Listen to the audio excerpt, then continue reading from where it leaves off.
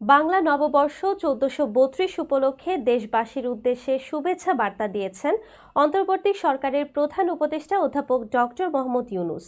বার্তায় তিনি বলেন, ২৪-এর গণ অভ্যুত্থান আমাদের সামনে বৈষম্যহীন বাংলাদেশ গড়ে তোলার সুযোগ এনে দিয়েছে।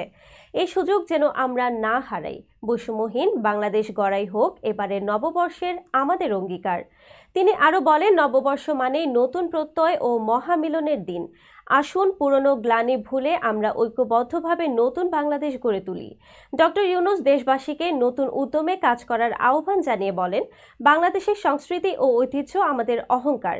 এসব শুধু নিজেদের মধ্যে সীমাবদ্ধ না রেখে বিশ্ব দরবারে ছড়িয়ে দিতে হবে।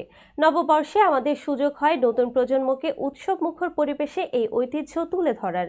তিনি বাংলা সনের ঐতিহাসিক গুরুত্ব তুলে ধরে বলেন, বাংলা সাল গণনার সূচনা হয়েছিল কৃষিকাজের সুবিধার জন্য ফসলি সন হিসেবে। আজও দেশের কৃষকরা বাংলা তারিখ মেনে চলেন। হালখাতা, বৈশাখী মেলা ও পাহাড় সমতলের জাতিগোষ্ঠীর অংশগ্রহণ নিয়েও তিনি সন্তোষ প্রকাশ করেন। বার্তার শেষে তিনি দেশবাসীকে নববর্ষের শুভেচ্ছা জানান এবং নববর্ষ ১৪৩২ যেন সবাইকে গভীর আনন্দ ও আশার আলো নিয়ে আসে সেই কামনা করেন।